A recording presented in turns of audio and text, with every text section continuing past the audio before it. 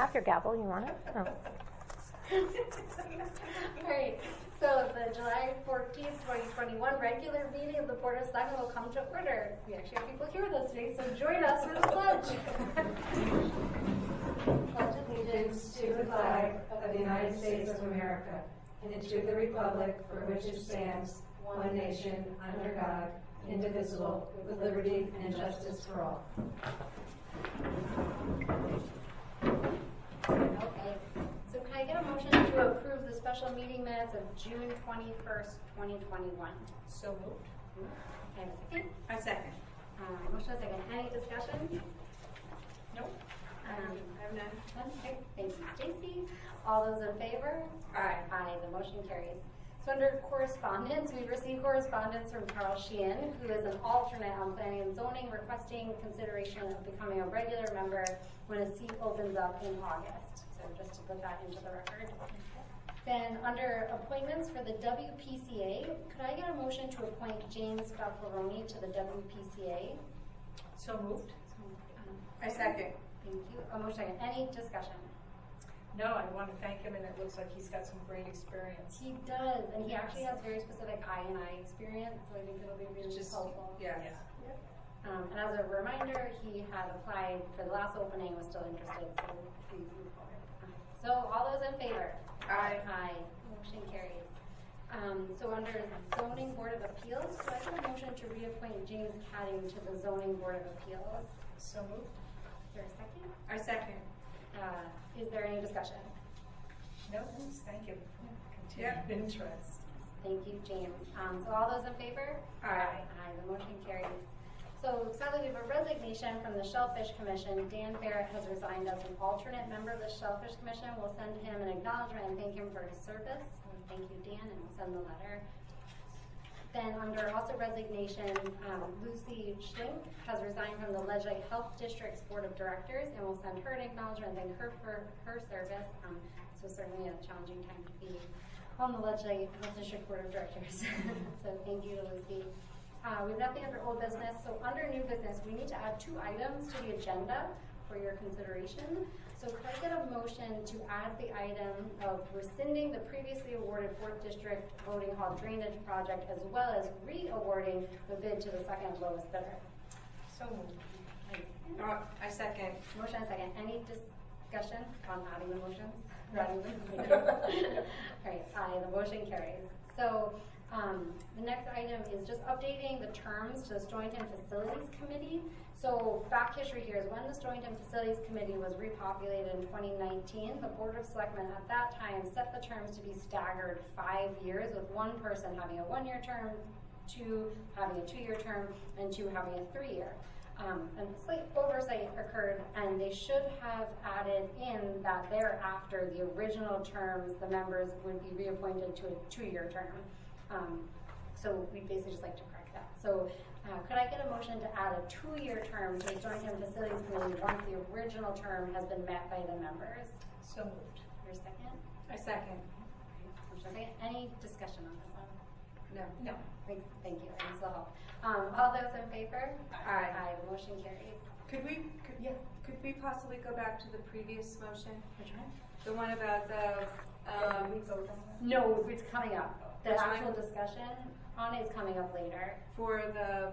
The bids. Oh, okay. Yeah, it's just to add it to the agenda. Oh, just adding to. Yeah. Okay. All right. Sorry, I know it's always confusing. Yeah, you're done. Go home now. So the next one is a request from the tax collector on abatement of taxes at 75 Fair Acre Circle. So we received a request from Linda Camilio, our tax collector, to abate the remainder of the taxes at 75 Fair Acre Circle in Mystic, as the property was foreclosed upon from the owner by the town and was recently sold back to the mobile home park owners. The remaining taxes that haven't been covered is the amount of $1,824.42. That was not paid for by the sale of the mobile home, so essentially, and we hold those taxes now. So we basically like a motion to approve the request and abate the $1,824.42 in taxes at 75 Fair Acre Circle in Mystic, Connecticut. So moved. Or a second? I second. Any further discussion? Yeah, so So that means that that amount's actually taken out of uncollected taxes, and then so it's no longer shows on our, like, taxes owed or anything like that. It'll kind Okay. of balance it up. So we're, okay, all right. All right. You get that right, Jim? All those in favor? Aye. Aye, the motion carries. So we have the next item is the discussion of the rescue plan funds, but if, do you guys wanna not have to stay for that whole thing, and could I go to the next one? Do you wanna, cause that'll be a longer discussion, so we could just move to, is that fine with you guys? Sure. Is that fine, do we? Okay, so first, the discussion of rescinding the previously awarded 4th District Voting Hall Drainage Project. So Jim Sullivan, Director of Finance, has requested that we rescind our earlier award, which went to Trees State Land Management Contractor Inc. for the 4th District Voting Hall Drainage Project at $109,000. He has noted that since they were awarded the project, they have been unresponsive to inquiries and have not responded to requests for contract or bond documents. Per the project specs, these items were due to the town within 15 days of notice of the award, which occurred on May 28th. So could I get a motion to rescind the previous award to Tri-State Land Management Contractor Inc. for the 4th District Voting Hall Project? So moved. I second. Is there a discussion? Do we know what happened to them? I mean, it's odd to go through all the trouble of submitting a bid and. To be honest, there was something off from this from the get-go. Okay. They came in, they were $20,000 lower than the next lowest bid, so we had to take a look at them. But even when they submitted their original proposal, the bid bond they submitted with had a different name on it than the bid they submitted. So they got, like, 3 or 4 DBAs, and the same company supposedly, but they got different units under different names doing different things, and so it took a couple of weeks just to get a bid bond with the same name as the bid on it from those guys. Probably more than 2 weeks, because they were, again, they were dispersed, like, they had different addresses. That there's a different business address on the bid bond, and it was actually on the bid. So right from there, we some flags were raised, but we had our consultant, our design engineer, the design consultant, do a thorough due diligence on them. He called our references, and then supposedly their work was good. So he said, all right, well, if the work is good, we're not, we're paying these people to do drainage, not to complete documents. So we decided, to go with them based on our consultant's recommendation. Then once we gave them the go-ahead, it was more of the same with the original. Then we needed the performance bond. We still haven't gotten that. And the payment. Pardon? Payment and performance. Payment and performance bonds. And, they were overnighted 3 times 3 weeks ago. So we're getting a song and dance and the run around. And now I'm saying that maybe if that's how they operate, we don't want to. It's an Get important involved project. with Yeah, it's a very important project, but don't want to do it wrong, so. Yeah. They've been unresponsive. We've got a certain window for construction. Right. And so we're starting to lose our window. Yeah. And they haven't met, just legally, they haven't met the contractual requirements. So we need to rescind it.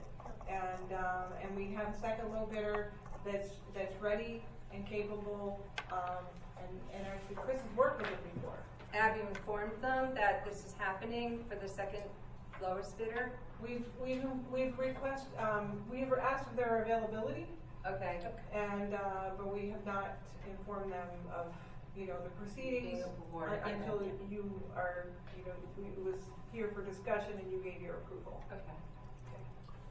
So I don't think I recall ever rescinding an award. So it's something we are legally allowed to do, right? So we can do this. Yep. Okay. All right. And if the board would appreciate, since your action to award on the 27th, a letter was sent to the company on the 28th, and that letter prescribed exactly what they had to do. They had to sign an agreement. We needed a certificate of insurance. We needed the payment and performance bond. As of last week, we got an agreement and a COI, but the payment and performance bonds never materialized. So we're talking about from the day after you acted until this afternoon, we haven't received anything. 6 weeks later. So now we're 7 at weeks risk later, of yeah. losing Yeah. the season, Yeah. unfortunately, and they're unresponsive to the emails, so that's why we came to you Yeah, this no, evening. And I would say, we also have significant written documentation of their non-responsiveness, which is important. Yeah. It's not calls, we have letters, emails, things in writing that demonstrate that they were not responsive. Okay. Okay. Yeah, Right, so then- if we're covered and it's in our Yes, contract, I'm we fine can do with it, this, yeah. then yeah, I'm good with it. Right. So all those in favor? Aye. Aye, the motion carries. So then, thank you guys. So the next one is about the awarding. So the Department of Public Works is recommending the bid be awarded to the second lowest bidder, Martin Lavero Contractors, Inc., in the amount of $129,250, so about $20,000 more. But Chris can speak more to this bidder. But first, can I get a motion to award the bid for the 4th District Voting Hall Drainage Project to Martin Lavero Contractors, Inc.? So moved. I second. Yeah. Sorry, it's a long week. Okay, discussion. So can we let Chris maybe share a little bit about the Yeah. bidder? So Martin Lavero, we had our consultant due diligence. I have familiarity with Martin Lavero professionally as far as contracting. And in addition to that, at the 2 towns I've been with prior over a span of many years, our consultant has, as part of the vetting process with our original contractor, we actually started looking into the second apparent low bidder because we felt that it would be diligent in case that was scuttled. So we've had them vetted out as far as their references already with our consultant. Their price, the second low apparent price is $129,250. We have enough available funds currently for that construction price, for all construction unit prices. And in addition, also right now to pay our consultant for their construction admin services. It's gonna come in close, it's gonna be a photo finish, but currently right now as of today, we do have the funds, and that's important to note. That was gonna be my next question, besides, the experience with them, but, making sure we had the funds. Yeah, Chris and I put our heads together, made sure there was money in the budget for it. As Right. far as Lavero, they're probably the firm, I have a friend who's a contractor, he uses them, he speaks highly of them, and they also have a contract with DOT for the 2nd District for all their, not all their work, but for their highway and Okay. work and stuff Definitely like that. recognize the name. For smaller firms. See, run across them on a project or something, no, in a good way. Yeah, good. Not in a bad way. Okay, good. So, do we have a motion and a second? Any further discussion or questions? No? All right, all those in favor? Aye. Aye, the motion carries. So you guys are totally welcome to stay for our amazing ARPA discussion, but we've discussed this at length, so. And Thank Jim, you. don't worry, we're not making any promises, it's just a discussion. Well, I was gonna stay. Good stay. You're Okay. afraid, you're afraid what I might do.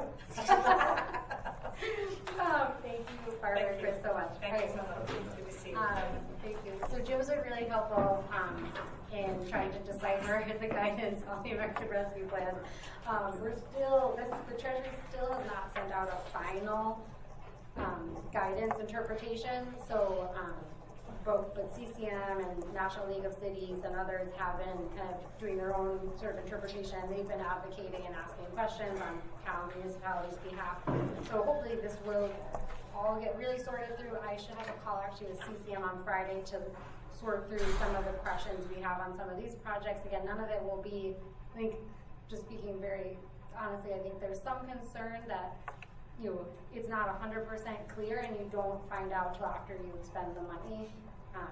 If You're allowed so, to. yeah, so we want to What do you, and you don't know what happens then, right? yeah, then we have to pay for it. So it's like, if this wasn't approved use, they come back and say this wasn't an approved use, I think we have to then take it out of the general fund. So one, we want to be sure these are obviously projects we definitely have, need to do anyways or want to do, or they're absolutely in line with the guidance to the best of our ability. So people I think there'll probably be more press and more talk about this. When people ask you questions, you can definitely send them to us or just kind of reiterate that there's a whole process in place. There's a lot that we're going to be doing to engage the community, but there are very specific stipulations around it, and different towns are looked at differently. Just as one example was brought up, couldn't we use this for public parks?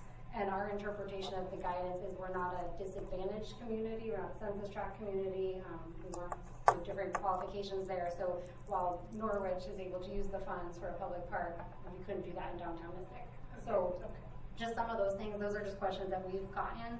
And I think before we get into the whole details on what we're using, I also wanted to talk to you guys about the process that we were thinking about. And I'm just trying to pull up the email, but basically we've reached out to the Board of Finance, to Jim and Jill Senior, who obviously does kind of all the behind the scenes work for setting these up. We will reach out to the school to reserve potentially the dates, but what we're looking at right now in terms of a process is today would be our first dialogue on the funds. August 4th, I would go to the Board of Finance regular meeting with Jim there to just kind of present our thoughts and overviews, very draft. Like, you mean really just, it'll be the first time we discuss this with anybody besides Tim, the Board of Finance chair. So really just to kind of explain to them, give them an overview and talk about the areas we're looking at.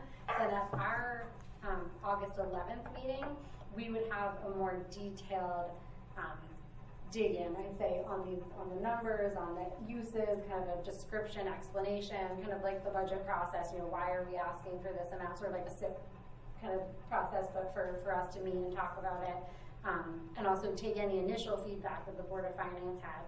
Then on August 25th, to really, for our meeting, really finalize our recommendation to the Board of Finance, and totally up for discussion if you guys want to just do the kind of an informal discussion or set it up more like a formal SIP meeting where we rate them or say, we think this one absolutely has to happen. I mean, I think anything we put through should be a kind of, A, B.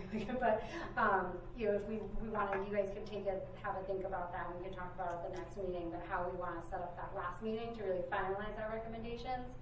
Then again, if the schedule works, September 1st, go to the Board of Finance for a real official presentation. So I would go, relevant department heads, agencies could come and kind of, answer any questions.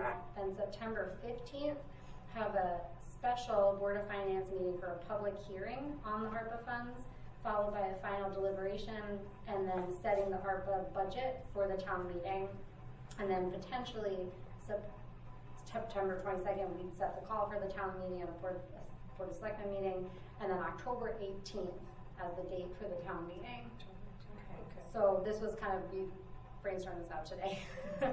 And so we just don't know if it works for you guys or Board of Finance members, for others, but that was the general thought process. So, all right, so my question is, so going through this like it's a budget process, is that the recommended process instead of us just saying, okay, this is. Yeah, don't ask Jim. No. Okay, so yeah, so explain that, because if it's the recommended process, shouldn't the monies that the Board of Education got also go through the same process? It's a very good question. Unfortunately, very sadly, actually, the town attorneys had a loss in their office. One of their partners passed away over the weekend, so they're all taking some time off. So we sent our condolences. But we are going to ask that question of them. Because I don't believe the Board of Ed is going through that same process, and I don't know if the recommendations for them are different because the funds were separate, and the guidance that they have is different. Well, the funds are separate, but it's still taxpayer dollars, right? I mean, but Jim, were you going to say something? No, I'm sorry.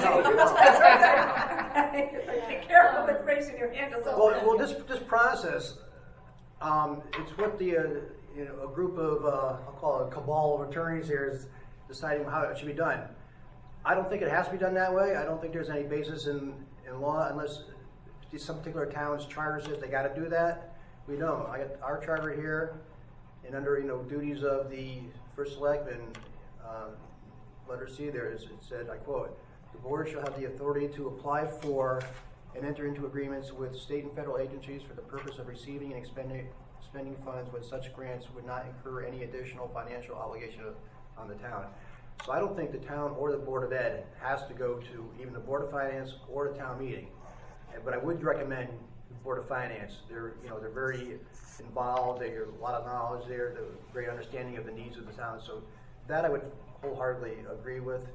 Town meeting, it's going to happen so fast, and there's still so little known about the parameters of everything. But that's just, going as we go, moving as we go, but I think for us, I think it's better to lean in favor of being transparent and giving taxpayers a say in how we move forward. I mean, it's not a $73 million budget, but it is, $5 million. And so I think on our side, while it will add work for everybody, I think it's good to go through a semi-medium budget process for transparency. And to, here, again, the public might come out and say, oh, you didn't, what about this project, or who knows about that? So I'm thinking, you can always run, so this is money that we have and we can spend, and we have some guidelines now on what we can spend it on.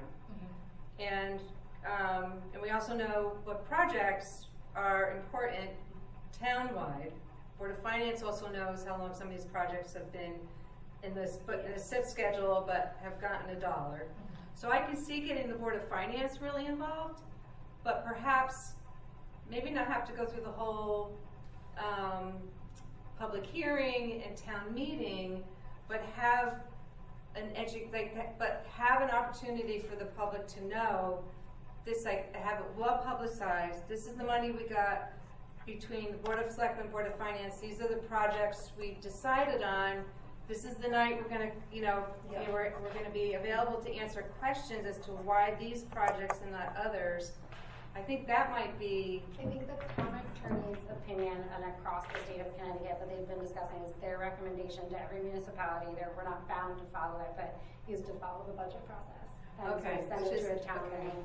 And again, some towns are saying, I'm not doing that, and some towns are definitely doing it. And I think we were kind of hashing back and forth about it, but if we want to lean towards being transparent, getting the public's input, and again, even just in the informal conversations, people have brought up things I was like, oh, I never thought of that. So I just wonder if through a public hearing, there might be a few things, and also to help, I think, help some people also understand, why aren't we doing this in the SIP? And it's well, that's not an allowed use. Yeah, so I think that part's really, really important for the public to know, why we're doing this project and not that one. Yeah. Plus, I'm also concerned, with regard to what you said about maybe we could do it ourselves. You even said some things we may spend the money in, then find out they're not eligible. So we do want to be very transparent. So I think that's a good point, because if it has to come out of the general fund. Well, you know what, to Danielle's point too, if you go through the whole, with the way most of this, it sounds like most of the communities are gonna do it, if we're acting as a cohesive group, and you're approving this money in the same way, and you should start spending the same way, you got a group of towns spending the money, this is their interpretation. If someone gets questioned down the line, if you're part of this group and you're acting in concert with most of the municipalities in town, maybe a questionable expenditure, you get a pass on it, or so there's that argument for it. And I'll reach out to the Board of Ed chair and to Van Riley and just see, because I know they had Board of Ed meetings to discuss expenditures. I think some of them they might already be expending things that were in the SIP that they knew they needed to do, but I don't think that was ARPA money. I think that was CARES money. Oh, yeah. So I'll ask them, because they had originally said that they were still in the process of talking about it and no decisions had been made. So that's probably right. It's probably CARES money. So we'll check with them. I think to Jim's point, they probably don't legally have to, but for transparency and at the end of the day, taxpayer money, they might want to follow the same. And so we can offer yeah, it. why one project and not another? I think Yeah. we just need to be clear, and that kind of goes back to how we're going to do it, whether we do a ranking or an A, B, and C. Just have a really good description and a rationale why we're picking this. Yeah. But the Board of Selectmen and the Board of Finance and the SIP committee should also know what the Board of Ed is spending money on as well, because those are, these are capital improvement projects that are important overall. So I think we can put out an offer to say this is what we're doing. It'd be great if they also wanted to follow suit and try and encourage it. I think to Jim's point, unless we hear otherwise from an attorney, I don't think we can require it, right? For the I wouldn't think so, no. Yeah. But it's a good point. We can at least highly encourage that they follow the same process we are.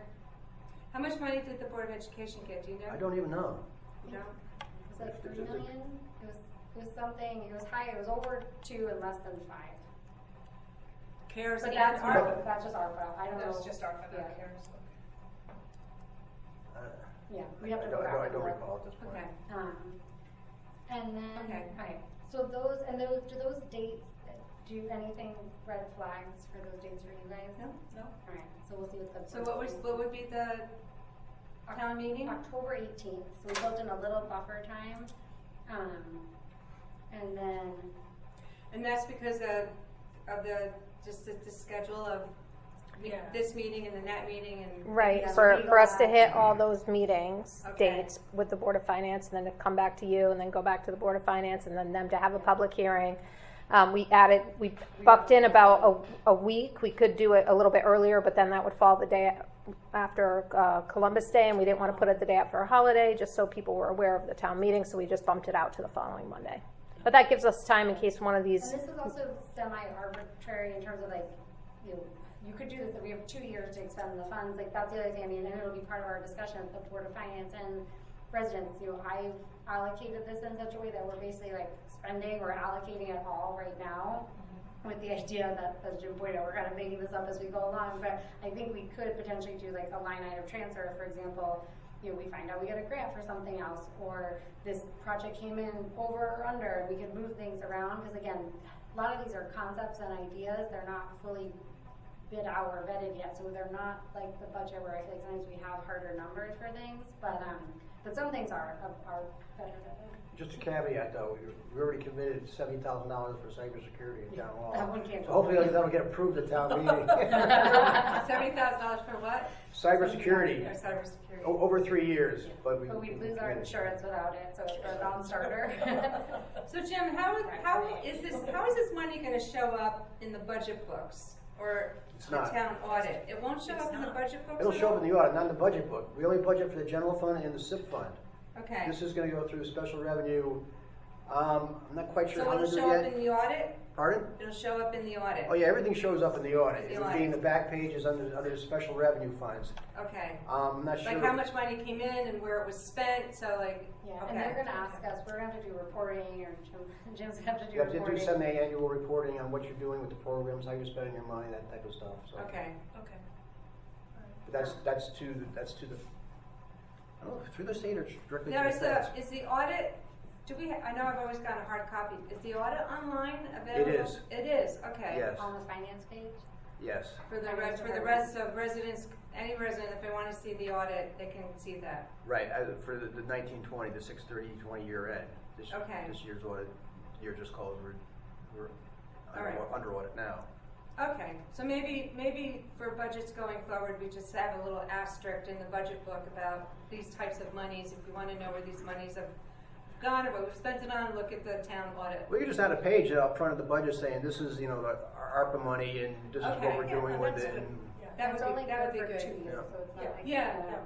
keep- Well, because I just think that would be a nice, again, just the more information that people have about all of this, the better. Yeah. Oh, no, I agree. Yeah. I agree. Okay.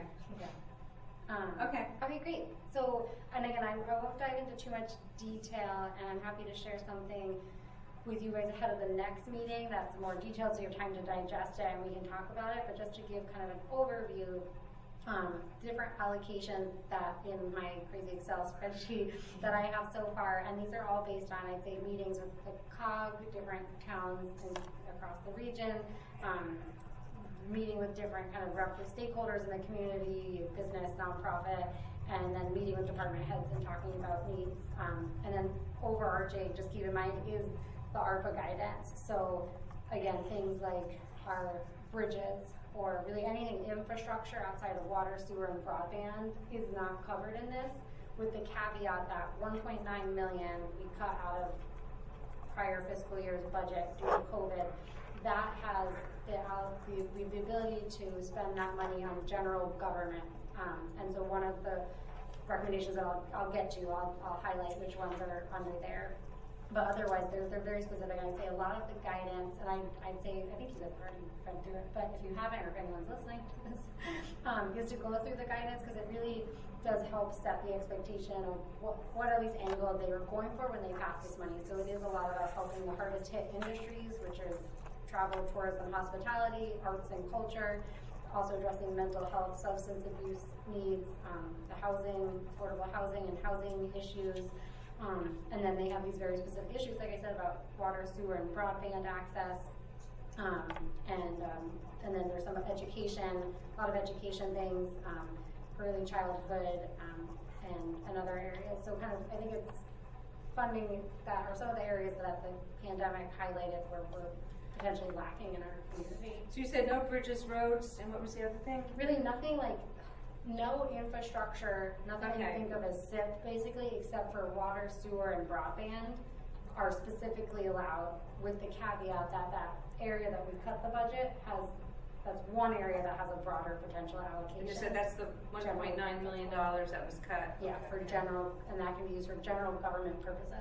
It's called, in the interim rule, it's revenue loss. You know, the revenue you would have had received okay. had COVID not come down. Okay. And since we've cut, yeah. It's also worth noting too that at this point, you know, we just have the interim rule, which is what everybody's going by. Hopefully by the time, with any luck, by the time we have to actually make decisions in September, October, we might have a final rule with some more clarity, hopefully. Yeah, they keep saying soon. I guess So there's a lot of questions. what's the gray mean? Okay, so the gray are the areas that I'm thinking of for that revenue loss category.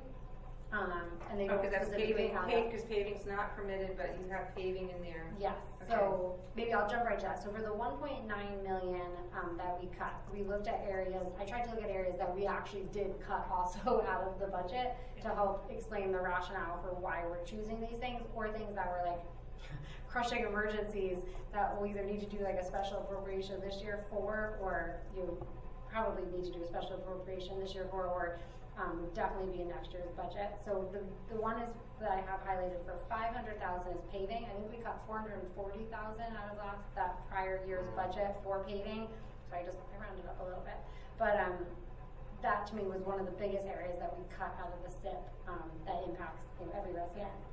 And Byron said their team could definitely take on that additional amount, and again, that could be spent over 2 years. It doesn't have to be all at once. So 500,000 for paving. Cybersecurity, because again, cybersecurity is an allowed use for water and sewer plants, but not just general, but because of the 1.9 million cybersecurity, I put in at 125. This could definitely go even higher if we wanted it to, but like Jim said, 79,000 has really already been allocated. It was a necessity. And then Roger's working on something for hopefully our next meeting to give a proposal about kind of wireless access points or kind of more security, and to give us some options to maybe make up that money. Did I miss anything on? Yeah, just to get our cyber insurance coverage, we had to. The markets have just been crazy. We had to institute these steps to increase our security, just to get coverage. Yeah. All right. So you explained that because Danielle said something about our insurance and cyber. So explain cyber insurance costs. Well, we had $1 million of cyber insurance coverage with our Kermo. Just they kind of threw it in with our liability and property and our workers' comp package. They stopped doing that, so they had to go. They had to go out. We had to go out to a third-party market, and just day to day, the market was changing. We started this process back in April, and they said, "Yeah, here's the application." We got a quote for $16,000, and they said, "Oh, well, 2 weeks later, they sent out a supplemental application." Oh, well, the quote's $25,000 now, and then wait, no, you don't qualify. You don't have two-factor authentic. I can't ever say that word. Authentication, whatever. And they said, "Well, you don't qualify." So we had to go to 5 or 6 different companies to actually get coverage. Wow. Because of what we don't have, and with the promise that we told them this is what we're going to do, and said, all right, you're going to do this, we'll take you on. Okay. All right. Okay, so yeah, so that was those, and then the final one, or actually 2 others. So then the other one is a salt dome, and again, Barbara and Tom are gonna work on a memo to better explain it for our next meeting, but essentially it's like falling apart. It's like a safety hazard, it's an environmental hazard. It's at risk for breaking all their equipment because there's like cement pieces falling into the salt, and then when the trucks go to distribute the salt, it's a risk that they're gonna break the trucks. So basically this really needs to happen ahead of next winter. It was already ahead of next, like winter 2021, 22. yeah, like ideally, like in the next couple of months. Yeah, Okay. I think it was Alright. really bad already, is my understanding, but it's gotten a lot worse. And so again, she'll write it up, and there might be some fixes they could do in the meantime if they know something's coming. But this, they just raised actually the other week as like a pressing problem. So you get a chunk of cement in the things that spread the salt and stop it and break it. Yeah. Okay. Yeah. All right. So she's writing a memo on that, Healer. All right. We could talk more about that one. Okay. And then the last one is a newer one that actually came up as I thought a really good idea is, so one of the key things holding back, as you guys know, repurposing the old district office is the sewers. And first we thought, okay, well, we could just run the sewer line out there and that'll be a fix, but between the uncertainty with the I&I studies, that'll probably take at least another year, and then other projects that are already in the pipeline, we thought, why don't we first just see if we do a septic study to see, like, if you did do a septic, particularly maybe like more of a green septic system, how much capacity could you have on that site? Could it have, 10 units? Could it have, really just to see, because it's really unknown. So the septic is failing there. The estimate was about $35,000 to do a septic study. Oh, it seems like you could put a system in for For that much, I know. It's like, Well, and again, that, these are- you could put a whole system in for that, even a new engineered system. So this would be for the study, the design, the study, I think, and design and engineering of what it could look like. But we'd have to know, and not that I don't think it's a good idea, but we'd have to have a good idea of the use. So we have 2 proposals that had come in, and we're going to do a new RFP hopefully really soon to get an updated process. But just as one example, the Stonington Housing Authority had put one in a couple of years ago, and they have a whole site plan, so we could base it kind of on that and then see working backwards. But it's a good plan. Like we said, we haven't run this by Chris or really hard in these numbers. That's good to know that seems high, because that was just one suggestion of what that Well, it might depends what they're doing, Well, too. and I I mean, say- they have to do testing and. Yeah. But is that too high for a large commercial septic system? I mean, 'cause No, you know it- it's the Hilton, it's the Hilton Gardens on the way to Route, like past, it's like on 160, like, is it on 165? What is the road as you get towards 395? So you go to, like, Route 2 to Fox. 164. 164, yeah. but there's a There's hotel. that hotel. Okay, and that has a septic? Yes. Oh, wow. Oh, no, I mean, I'm Yeah, not saying that's that. all septic, there's no No, huge sewer there. Commercial septic could be certainly more than that. Okay. I'm just saying it would be interesting to know what this includes. Yeah. And Oh, obviously, okay, if they have to right. do soil testing Yeah. and, design and. But it's good you to, know, yeah. And It like, just yeah. would be interesting to know what it includes for that much. It just seems like a lot just for what I'm thinking of, but maybe I'm not, have my mind wrapped around what the whole thing is. No, that's a good question. So we said a lot of these are infancy, but just the idea that could help figure out what we can really do with that place if sewer isn't an option. Because basically anyone we've talked to has been, for the most part, like, well, if we can't, if there's no sewer, like, we can't do anything with it. And then someone else had brought it up, well, like, we'd be interested in still looking at that as long as we knew we could do a septic. And so just think it could help open up the options. No, I think it makes sense, and then find out, again, what kind of septic, what the life cycle would be, and then anyone who wants to invest in it. So that was, and those add up to about 1.26 million. Like I said, we have the 1.9 to work with, but I think we'd like to leave a little bit out of that area in case we do get a heavy audit and something, we could cover, but we could go to the full 1.9 million there, so that's something else to think about. So then going through the others, so arts and go ahead. I was gonna say, well, why, since it's septic, why is it gray? Why is it not? I did these ones in gray, all these, because they're the ones that would be out of the 1.9. Okay. It's not sewer. Oh, it's not It's just sewer, sewer. it's They're septic, trying it to has to be Sewer, sewer. not septic. Yeah, they want to encourage people to move away from septic and up to Okay. sewer. All right. We're going the opposite way with it. Okay. So then under the other ones, again, just briefly, and again, I'll write something up better for our next meeting, but so arts and culture, right now is at 100,000. That could change. The sort of challenge laid out by the Southeastern Connecticut Coalition was for every town across Southeastern Connecticut to commit at least 1%. So this would be about 2% to arts and cultural organizations. And Jim and I met with Wendy Burry, and they're definitely working with Norwich and New London also, and they're trying to get other towns. And I had said that I think we'd be very interested, obviously it's to run through the process, but thinking that our artists and culturals and museums were very, very hard hit. And she has all these great statistics, which I'll put together, but about just how hard hit they were. And the proposal that they're still working on too, but put together was like they could act as a grant pass-through. So they would hold like a community dialogue and say, okay, what do Stonington residents want to do to address art and culture? And like she said, in New London, it might be really different than it is here. So is it just grants directly to businesses hard hit? Is it some sort of kind of celebration of arts and culture, festival? Could it be art installations in public buildings and you're hiring artists to do it? So like they gave a whole laundry list of potential things, but obviously every community will be different based on who are local businesses and nonprofits, and then our individual artists, and then also what the community wants to do with it. Did you take anything else away from that meeting? I think I did recall her saying that, the Stonington arts community really hasn't been hit that hard.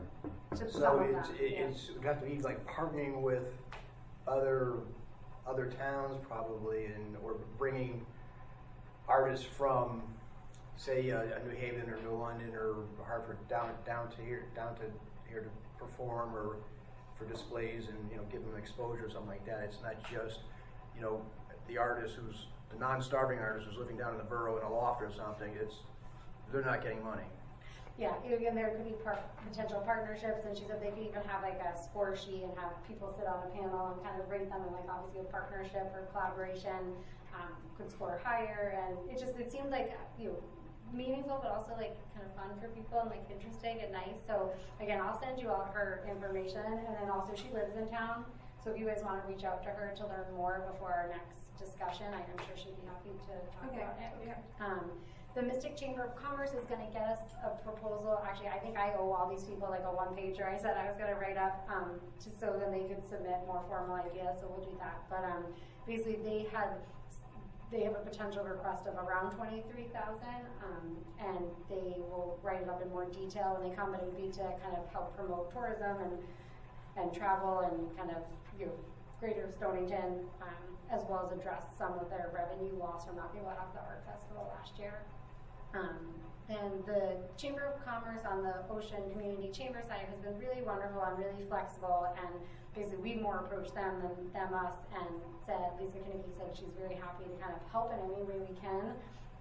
So I put that down at $75,000 for now, with the idea that it could be some sort of grant pass-through to local businesses and nonprofits. And one of the ideas she brought up that they had done years ago for Stonington was it's called a facade improvement program. It can be signs, awning, or facade improvements, and the local business or organization would have to put in their own money, but then this would help kind of augment it, whether it's an exact match or up to a certain capped amount. But it was interesting because in the CCM guidance, they specifically mentioned that is in their interpretation an allowed use. So that was a relief to be able to point to. But there could be other thoughts in there. And then also I'd like to be sure there's some money potentially earmarked for a chamber activity, since we're doing it potentially for the Mystic Chamber. And so that could be an event they put on in Stonington, a year from now to help with, kind of education or tourism issues. So she's gonna vet through that a little bit more. But again, I wanted to get placeholders in for different things, just in case. But basically, again, a big part of the ARPA guidance was about how do you help travel, tourism, businesses, nonprofits that were hit. So those were the three kind of there. Then the 2 ambulance ones were taken out of our SIP last year. I'm pretty sure I'm remembering this correctly. And we said we think we could use ARPA money for that. And so the $11,500 and then the $7,500 for the other one. And that was the One's Mystic and one's Stonington, which well, is we actually have to check because one was Mystic River Ambulance, and the other one was Westerly. So we do have to check that we can give money out of state, and CCM's looking into that because we'd also had the same question about the chamber. But I'm fairly certain, Jim, if you remember off the top of your head, that for Stonington Ambulance, we kept that in the budget because it was such a large number. It was like $70,000. I don't recall. All right.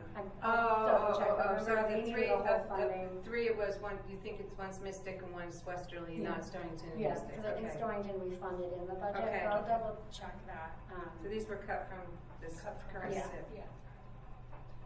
The cyber we talked about. The mental health, so of the 25,000, 10,000 has been pretty much committed to the 911, 211 mental health, which when campaign, and then the other 15,000 I put in there as a placeholder for either programs. I also know Human Services would like to bring on another part-time counselor, because they currently have a wait list. I think they have 3 part-time counselors, like just a few hours a week. And then I want to give them some bandwidth to think about if there's other programs, or as Deanna's getting started, if she sees something she could use in her budget to help address some of these things. I feel like that number should probably actually be higher, but we didn't have anything as specific. I'm going to hold on housing because it's my most excited one. The CFA build out is interesting. We're supposed to have a meeting with Board of Ed Chair and Board of Finance Chair to talk about this, but this would be Child and Family Agency having a direct office in the old district office to see families in Stonington. So the referral would likely come from the school system, but they might also have their own clients. It would be a location where a lot of families could walk or take a hot bus or get easy transportation. Current district office, not the old. Yeah, the current district. The current district office in the old chorus building, and Peter Anderson has been working to get a quote. He did. It was really high, so he's working with them and with me to see what could get taken out. And he thinks though 250 is the magic number that we can get to. But basically, the school would be giving them a rent-free location. They are approaching the state to get money to actually hire the people to run the office, because I will send this. They sent a whole kind of budget of how their budgeting works, and really what insurance gives them barely covers anything. So, but anyway, so this was something that the school really wanted. We did a great walkthrough, and again, if either of you want to talk with Allison Blake, she's the head of Child and Family Agency, or Allison Van Etten from the school, and then there was also a woman, Erin, who's a local kind of counter point of contact for CFA. They all were wonderful to talk to, and like their vision for it is just fantastic, and there is such a need. And so that was one thing. So who has the oversight? Does the Department of Human Services have the oversight?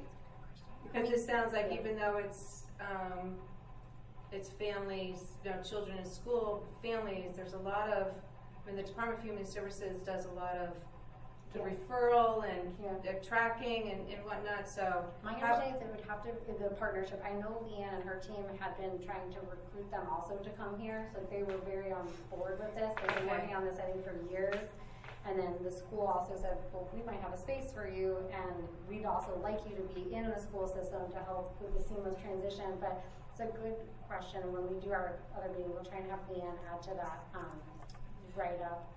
Because I almost see if the Department of Human Services doesn't have like some aspect of monitoring and running it, then it could be like a duplication of effort somehow. Well, right? Yeah. Well, Child and Family Agency would definitely be the ones running it. I mean, they're the right. But I mean, but as far as from the town side, like, how is it working with everybody? From Leanne's point of view, when we talked about this, and again, we'll get her to write something up, was they saw this as a huge need.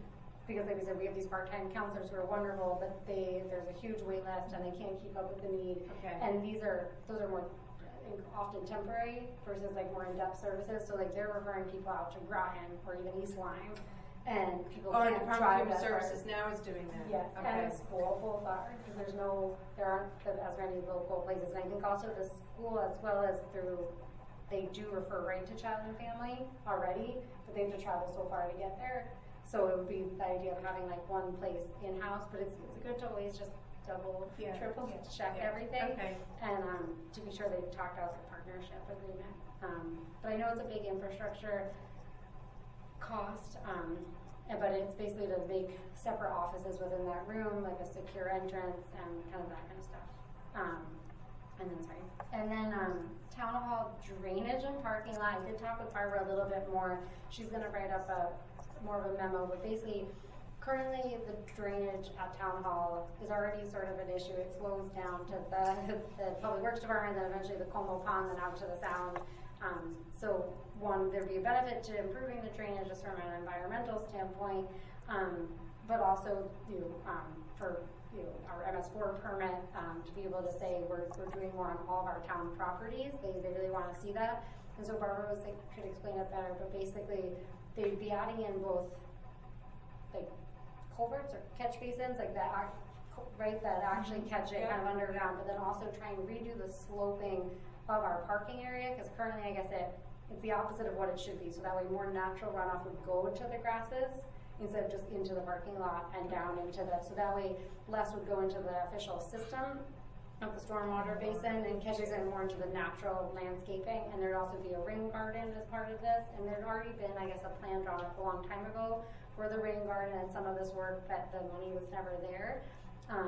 And then as a part of this, because we need to do all this re-sloping and areas for the drainage, we think that then the final aspect of paving over the parking lot could be covered. We want to check with that and be sure, but Barbara felt like the paving was a key part of the drainage work. So that for water direction. Yeah, for water directional usage. So we'll chat more about that offline, but that was one that drainage, I should say drainage is a specifically allowed use. So drainage is an allowed drainage, okay. yeah. So you talk about drainage, stormwater management, And mental drainage. health. Yes, and like early childhood interventions. Related to that, the 4th District voting hall drainage and paving, we've talked about this at length, so I won't go into it, but basically making that an MS4, an example of an MS4 compliant parking area. So that one I feel like pretty certain that one is covered. That's $150,000. So this is, so the money that we're spending can be reimbursed from this, you mean? Like, cause isn't this, aren't we? No, we never got the money for that final stage of doing the parking at the 4th District. Board of Finance. This is didn't just that approve that. proper thing, this coming up is more to do with the tide gate. Okay, that's right, that's And we right. think that that one's already Chris been explained that in our Board of Selectmen meeting a while ago, okay. Yeah. Okay.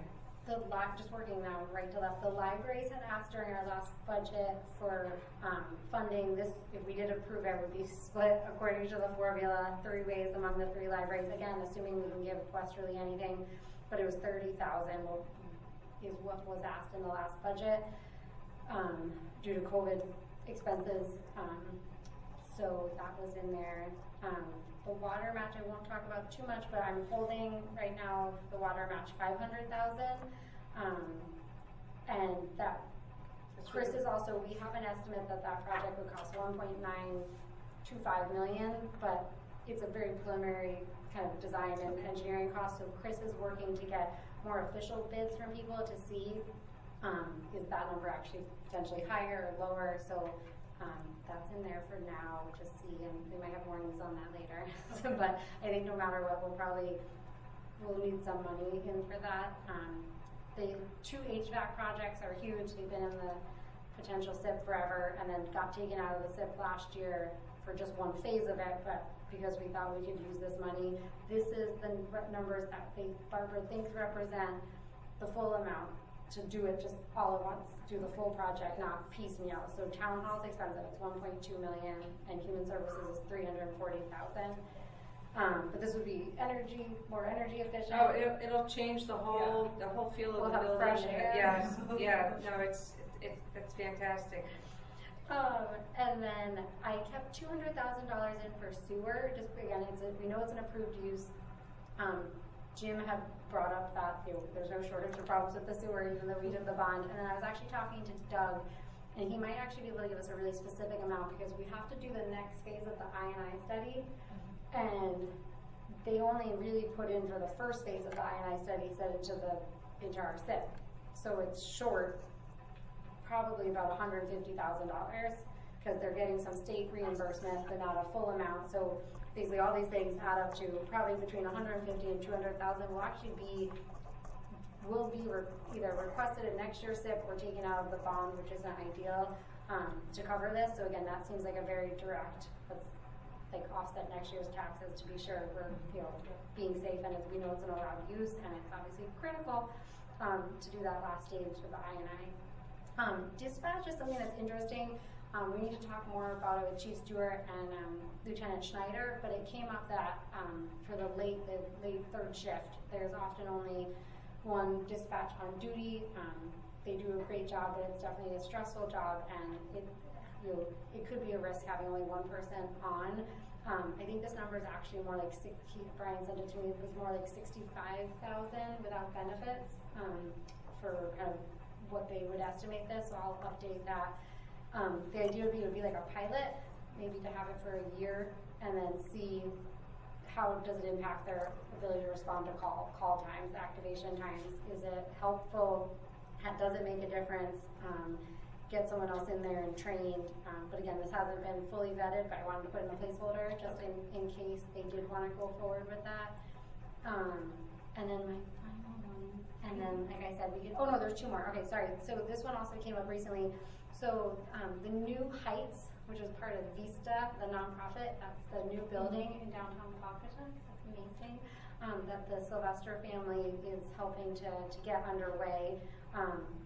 They need to buy, and it's for young adults and adults with varying abilities, and it'll be the kind of like life skills and job training skills, and then there'll also be other components of the program, and it's absolutely amazing. But they need to buy a van pretty shortly, and DOT has a program that can supply a van, but it's basically probably a year and a half out. So they had said, what if, basically, because I'd asked them, do you have any requests from us? And theirs was, could we potentially split the cost of a van? So I put that in there. So I put in $40,000. That would be to transport the young adults who are part of their program. So again, just a placeholder, kind of early stages, but that's definitely a need that they need for this fall. So the kind of DOT program wouldn't work for them. They need to buy it for by the fall. And then the housing, and I won't spend too much time on this because I need to write up a better proposal. But the $500,000 in there is to help create like a Stonington housing, affordable housing, inclusive housing sort of fund. And so this is something Groton has, other towns have. Usually it's based on CDBG funds, which we are not going to be eligible for again for probably, there's just other projects in the pipeline for a while, but in talking with some nonprofits that focus on this area, they said there's some benefits to potentially doing it ourselves, because they said a lot of, big part of the heavy lift with some of these programs is all the paperwork, which I'm sure Jim can attest to, and the requirements and different things, and if we came up with our own set of requirements, it could be a bit more streamlined. Human Services has been amazing. They said they could dedicate a point person to helping, kind of run this type of program in partnership with a nonprofit who specializes in this. So we had a quick dialogue just to get a sense of things from with ECO, who is a, I think, New London-based nonprofit, and they work in Groton and other locations. But basically, there's different types of programs, but in summary, it could be something like people would apply towards this program for a loan, and in exchange for the loan, say if they are asking for $25,000 to fix their roof or get a new boiler or redo their windows, they would apply to this program. They have to meet income eligibility requirements. Then this nonprofit goes out and does a walkthrough to remove the liability from the town in case the house is basically like too far gone. And they might say, there's so many, there's actually $1 million worth of work in this house that we can't take this on. Or they also do kind of the heavy lift of saying, okay, I know you said you wanted to do these windows, but you have a structural issue or you have mold. Like, this is what we could use the money for, but we can't do that. So they kind of take on that lift. So this money there's a not-for-profit that would monitor this money and allocate it? We would hold the money, but they would help run the program. Okay. And they take a fee. It's usually like, I think they said like an 8% fee, but it wasn't that high. And they said there's different ways they do it in different towns, from a way heavier lift to like running the whole thing to working with like a dedicated point person. So we said, Human Services said, they could do probably the applications because they already know that. Like, there's things they could take on. But then this person also, which is great, goes in and inspects the work and does the bidding, does the contractor work to make sure that the money is well spent. There. Yeah. So Which it all we don't have goes. somebody. Yeah, we don't have somebody who has the time to do that. So they do the bidding process. They qualify the vendor who's ever coming in to do the work, and then they do the like monitoring on site of the work to be sure it meets quality. And obviously the building official would still be involved, but like they're not going to check if like the paint job was done well or the quality of certain workmanships. So anyways, that's way too much information. But is that a grant program or a loan program? So it's supposed to, so the way you can set it up in different towns do it differently, but it's like, it could be a loan program. So but if you get out a second mortgage for this, and then that house gets deeded affordable, so it helps us with our affordability threshold for existing housing versus always having to build new housing, which I think a lot of residents would appreciate. So that means if somebody's income eligible and they need to fix their roof, and they go to Human Services and fill out the application, and then there's somebody from the not-for-profit that comes and verifies, yep, it's just the roof, and this is what it's gonna cost, and we have the money for it, then that house becomes an affordable. Deeded affordable, so it helps with our application for that 10% threshold, and then it's for the lifespan. So what we were talking about As long as they're there. If it's 0 to 5 years, say they have to pay back the loan with interest. If it's 5 to 10 years, just as an example, I'm making this up, but 5 to 10 years, they have to pay back the full loan but no interest. If they do 10 to 20 years, maybe they only have to pay back 75% of the loan. 20 to 30 years down to 50, and maybe that's where it's capped. So they would have to pay back those 50. So a way to incentivize them to keep it as affordable housing, for as long as they can. Or they said what some people do is they pay back the loan, but then they say, now we want to work on this next one. Now I want to do my windows. Okay. Now, so it can stay in that, but they might pay it back and do it. Okay.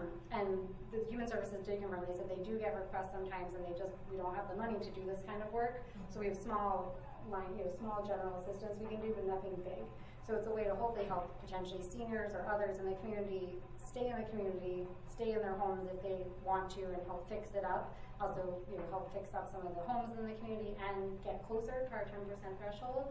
And then one of the other small components of this could be another type of sort of, I think it's called a traveling voucher program, and Leanne had written it up, but I need to ask her a bunch of questions about it, so I don't want to do it any injustice. I won't go into too much detail, but I guess it used to be a program the federal government and then the state did.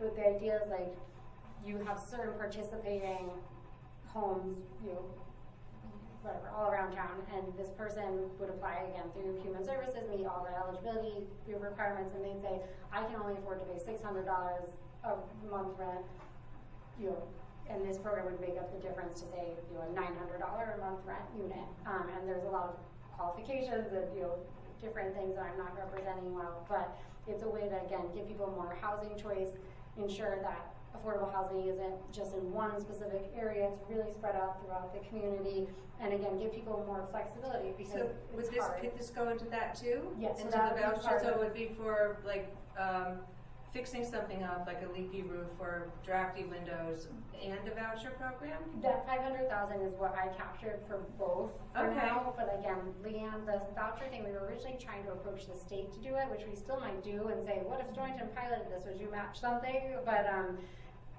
that might be a long shot, but we still need to work it through. But yeah, and so the idea is like, for example, for families, like if you need a 3-bedroom, there is a 3-year wait list at Brookside. And there's really nowhere else right now with the 3 bedrooms. Hopefully once Spruce comes along, there'll be a few more. But for seniors, there's also a wait list. But for families, there's a huge wait list. So the idea that they could go to someone and say, look, this is what I can afford to pay.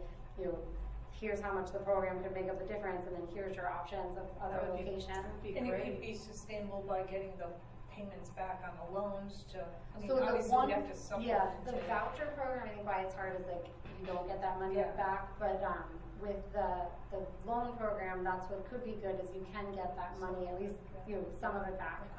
And then eventually we thought like if this could last us like 2 years, and then we have some money, we show that it works, that we could then by year 3 maybe go to CDBG if we still wanted to that way, or apply for grants or other assistance, but we'd have something to show for it, and that it was hopefully working. But again, that needs to be vetted more. But sorry, that was really long. But those are all. It's a lot, Danielle. They're all great. They're all and great. so I don't need to put you guys on the spot. I know we've been here a while, but if you between now and the next meeting want to come up with questions or key things to address, is it time for them to email us questions? As long as I don't answer them? Yeah, so if you email us questions, and then at the next meeting, I can be sure that we've addressed them, but like I said, for each of these areas, I'll try and have like a little, no more than a 1-pager. Okay. So you can digest it. then Jim can tell me why we can't do half of them. Pardon? So then Jim can tell me why we can't do half of them. He's like, I'm making notes. Yeah. Could you send me that list? I don't have that list yet, so. On purpose. I don't have it either. You don't Oh, have it. this list? Yes. We're not giving it to anybody. I don't want it to end up in the paper. I don't. It's a work in progress. It's very brainstorming, but we want to be transparent. So yeah, so the next meeting we'll go through this in more detail. Okay. And since I talk so much, I will essentially skip my general comments, but anybody on the, no one's here. No one's comments here. from the public. So any comments from Deb?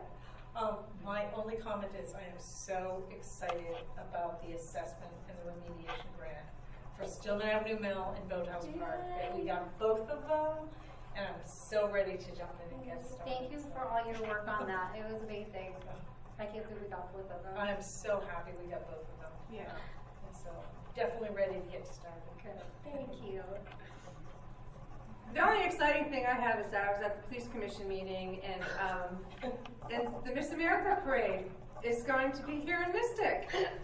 I know, and I was like, oh, but I learned a lot about the Miss America Foundation, and it's 100 years old, and the parade will actually be held on the 100th year anniversary.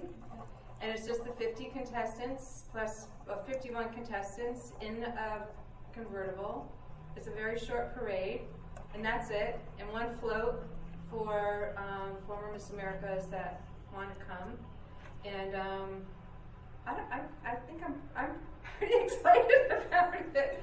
They do a tremendous amount of philanthropy. I mean, I've never had an opportunity to learn really about what Miss America does. They do, the Miss America travels 365 days. It's a very rigorous schedule, doing a lot of not-for-profit reach out, a lot of philanthropy, a lot of visiting with veterans, the USOs. They give out, I think when they started to give out scholarships in the 1940s, they had $5,000.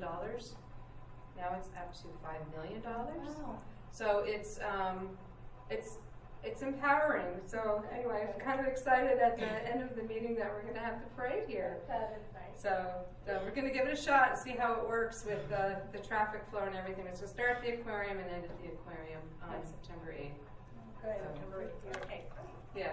And I won't give a bunch of updates since I talked for an hour, but this is a fire rate barrel by July 28th. Stacy Casada, who's an amazing local resident, set this up, and you can read more on the town website, and hopefully people buy them. If you guys can help share it, it would be great. Yeah. And I'll skip all my updates. Talk to you too much. We'll do more updates next time, but just to say the Stonington Veterans Fund and stuff is going really well. Stacey's been amazing. We've gone up to We're about 15,000 as of today. $15,000. Yeah, and it's been we had a meeting on Monday, and Stacey's set up all these places. We're going to be at the Mystic Art Festival. We could use help if you or anybody you guys know might want to work the table. We have a few spots we still need to fill. But all these different locations, all these different grants that we're applying for. It's just been so much work for Stacey. So many mailers. I think how many grants have you applied for? 7?